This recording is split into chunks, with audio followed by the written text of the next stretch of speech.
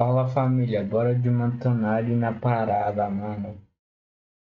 Bora lá. Em alta hoje em dia, e isso já não é novidade pra ninguém. Porém, Ixi, existe lógico. uma franquia em Ó. específico dentro desse ramo que se destaca, e o E esse nome dessa jogo? franquia que ganhou popularidade principalmente nos anos 90 e que Resident Evil. dominou o mundo dos games de terror é Resident Evil.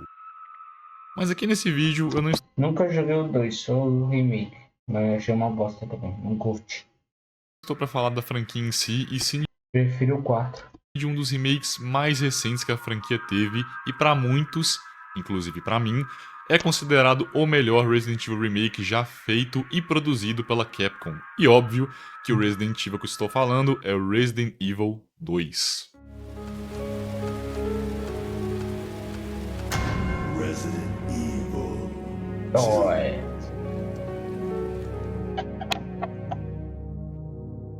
Bom, e antes de falarmos do remake de Resident Evil 2, vale destacar o histórico da Capcom em seus remakes. O primeiro grande remake da franquia foi o Resident Evil 1, lançado em 2002 para o GameCube. Ele trouxe gráficos impressionantes, novos inimigos como Crimson Heads e até áreas inéditas. O remake do primeiro jogo ele ainda tinha aquele estilo clássico, com câmeras fixas e controles meio datados.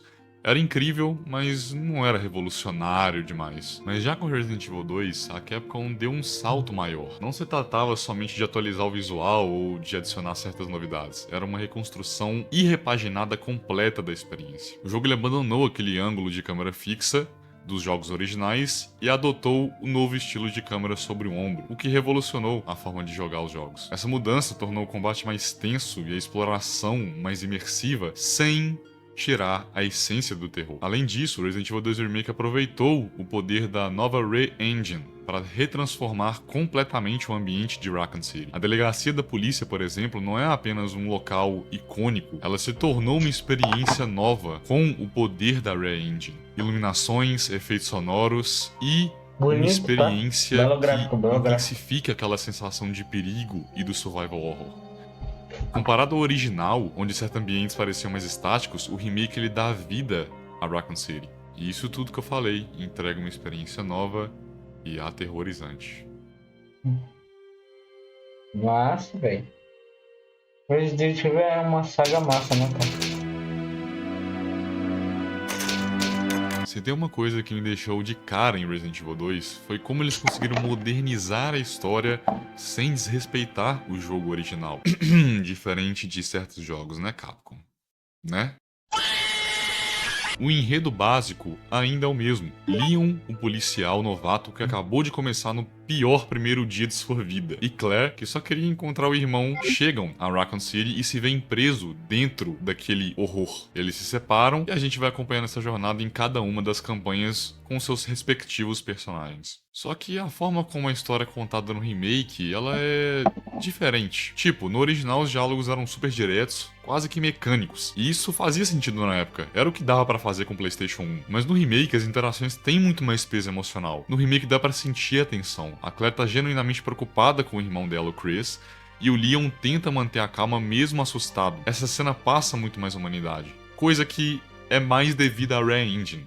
E também, obviamente, a certas reimaginações que dessa vez foram bem estruturadas pela Capcom. Outro ponto é como que eles trataram personagens secundários. Por exemplo, Marvin. No original, ele era aquele NPC que te dava a chave e dizia boa sorte aí, mano. Acabou. Agora ele tem muito mais diálogo e passa uma sensação mais humana pra você ao longo da história. Dá pra sentir a luta dele pra manter o controle enquanto a infecção tá consumindo o corpo dele. Beleza, mas até então eu só comparei coisas em relação a gráfico, jogabilidade, expressão facial, carisma, essas coisas, né? Do original pro remake. Mas como eu falei, isso era devido mais à Re-Engine. Então vamos falar de cenas e lugares. Bom, uma cena clássica do jogo original é a famosa cena do Get Down. No original, quando você tá jogando com o Leon, ele vai dirigindo até o seu local de trabalho e aí na estrada ele averigua um corpo no chão. E logo na sequência ele acaba sendo cercado por zumbis e ele é encurralado até um beco. E no fundo desse beco tem uma porta que é referente a uma lanchonete, que é onde a Claire acaba abrindo a porta e a cena acaba acontecendo. Don't shoot! Get down!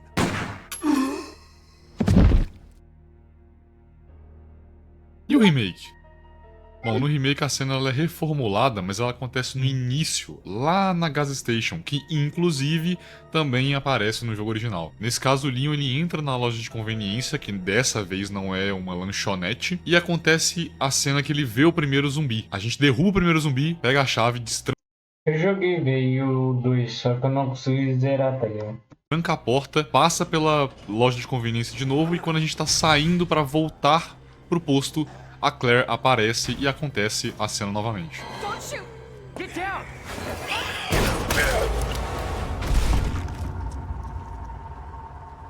Beleza, então vamos falar agora de uma outra cena, a cena do Licker no original, quando ele aparece a primeira vez. Independentemente de você estar jogando tanto com o Neo quanto com a Claire, elas acontecem em uma cutscene onde mostra o Licker no teto, aquela baba daquele monstro caindo, e logo na sequência o Licker cai no chão e aí o jogo continua com a gameplay. Já no remake, ele é em gameplay a primeira aparição do Licker. Então quando a gente tá chegando perto do escritório da Stars, a gente vê a língua do Licker perfurando um cadáver. Assim que a gente abre a porta. Pra mim, isso acaba deixando a sensação da primeira aparição no remake mais aterrorizante do que no original, pelo menos na minha opinião. Ok, agora para finalizar essa parte, que já tá ficando bem longa na real, vamos falar de algumas modificações no cenário, mas que Esse bicho aí, esse Licker, é muito insuportável, muito chato. ainda teve um toque do original. O hall principal da delegacia, por exemplo, a biblioteca e a parte onde o helicóptero está destruído são praticamente idênticas ao jogo original. Então deu pra perceber como é que nesse jogo a Capcom ela conseguiu modernizar para a nova geração, mas sem perder a essência do jogo original da década de 90. Então são coisas como essa que fazem o Resident Evil 2 ser completamente diferente do 3, por exemplo. Eles só deram uma repaginada nas cenas e nos lugares para ficar uma coisa mais atual e condizente. E isso foi brilhante.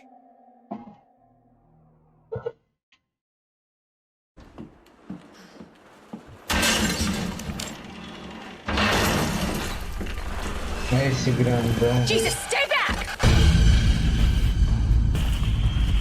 Vamos falar do Mr. X. O Mr. X, ou o Mr. X, que algumas pessoas comentam, né? É um Tyrant que ainda não é perfeito. Ele foi criado pela Umbrella e seu objetivo é recuperar o G-Vírus e apagar quaisquer testemunhas. Isso inclui, obviamente, Leon e Claire. Mas por que ele é imperfeito? Bom, ele é imperfeito porque na sua forma final ele perde a maior parte da racionalidade e foca simplesmente em destruir qualquer coisa que ele vê pelo caminho. Ele é diferente, por exemplo, do Nemesis, já que o Nemesis é um Tyrant superior, é uma evolução do modelo anterior, que seria o Mr. X. Mas mesmo com a sua irracionalidade, não dá pra deixar de falar que o bicho é insano, irmão. No original, o Mr. X aparece somente no lado B, ou seja, o jogador não tem aquele conhecimento na primeira jogatina do Mr. X, enquanto que no remake, desde o primeiro momento, ele já é uma pulga atrás da orelha. Os passos pesados e imprecisos, sem saber exatamente de onde que essa porra tá vindo, é o que faz ele ser ainda mais temido.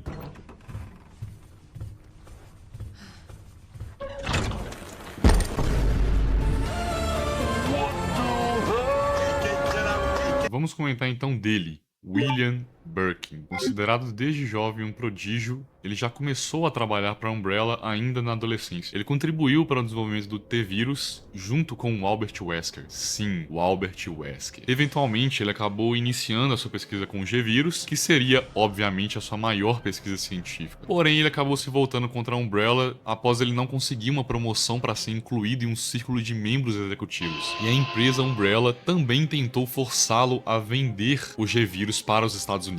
Então, após a Umbrella descobrir suas intenções de não aceitar o acordo, ela acabou mandando militares para pegar o vírus à força, aonde, depois de quase matar Birkin, ele com suas últimas forças injeta o G-Vírus e se transforma no que vimos ao longo da campanha. O William, ele tem algumas transformações que eu não vou citar aqui ao longo do vídeo, porque senão esse vídeo vai acabar ficando mais longo do que já tá. Mas resumindo, ele tem a primeira transformação que é mais humanoide, porém com o olho no ombro, e no final de tudo, quando nós estamos jogando tanto no remake quanto no original no lado B, o Birkin vira uma parede de carne grotesca que invade o metrô onde a Leon e a Claire estão, onde ele acaba sendo destruído e eliminado de uma vez por todas. Temos também os Lickers, que já foram citados aqui no vídeo. Os Lickers, eles são seres humanos infectados com T-Vírus e que sofreram transformações após terem se tornado zumbis. Eles são criaturas que andam sobre 4 patas e que não enxergam, porém eles têm uma audição espetacular. Ou seja, se você quiser economizar a bala, passa por ele andando, que vai valer a pena.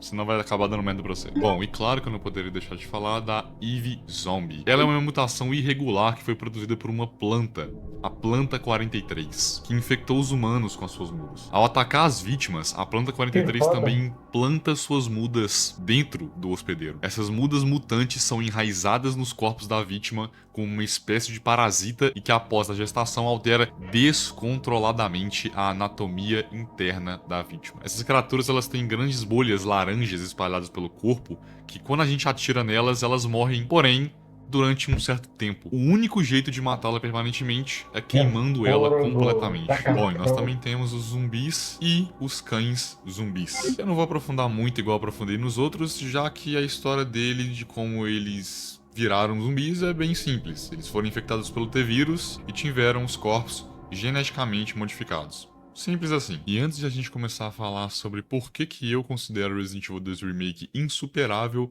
é importante deixar algo claro aqui. Gente, essa comparação está sendo feita exclusivamente com os remakes recentes da Capcom. Ou seja, Resident Evil 2, 3 e 4 Remake. Ok? Então quando eu falo insuperável, comparando esses 3 jogos. Além disso, deixando mais uma vez claro, tudo que eu vou dizer a partir daqui pra frente é baseado na minha opinião pessoal, mas eu tenho certas opiniões e motivos pra falar. Então eu quero compartilhá-las com você, beleza? Então vamos lá. Primeiro ponto, a atmosfera. O Resident Evil 2, ele tem uma atmosfera mais assustadora de jogos mais recentes que eu vi. Desde o momento que você entra na delegacia de Raccoon City até os corredores escuros dentro da própria delegacia, é assustador. Isso faz com que o jogo te mantenha constantemente em tensão e você meio que se sente sufocado.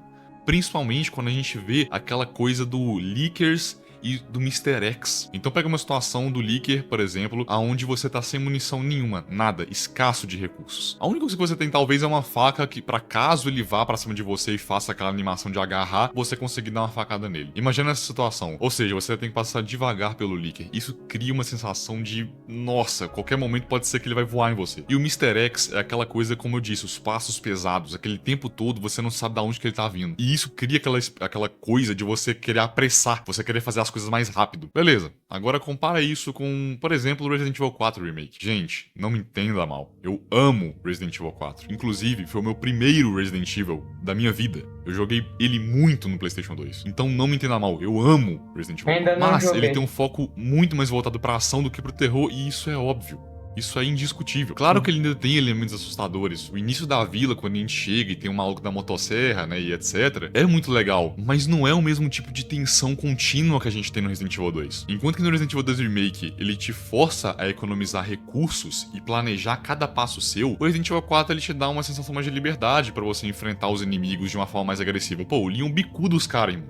O Leon dá chute nos malucos. O que meio que diminui aquela sensação de que você tá num survival horror, num ambiente de terror. E o 3,5 que eu acabei falando que eu ia comparar com ele, mas acho que não tem nem por que comparar porque vocês já sabem o porquê. O que eu posso dizer do 3, inclusive, é que ele não me deu tanto medo quanto o 2, por mais que ainda mantenha a sensação do zumbi, etc, pela esquiva. A esquiva do Resident Evil 3 Remake é tão quebrada que quando você pega o timing dela, você não tem medo de mais nada. E isso estragou demais o Resident Evil 3, além de, claro, as modificações merdas que a Capcom fez, né? Então por isso que pra mim, o Resident Evil 2 Remake ele consegue equilibrar perfeitamente aquela essência de survival horror com uma jogabilidade moderna e também, mais pro finalzinho do jogo, uma ação interessante. Só que ele ainda mantém mais o horror, mais o terror. E por isso, pra mim, Resident Evil 2 coloca ele em um nível que nenhum dos outros remakes da Capcom conseguiu alcançar até agora. Bom, se chegar o Resident Evil 1 Remake eles fizerem nível do 2 assim bem feito, né, e do 4, aí a gente pode conversar. Mas até então, Resident Evil 2.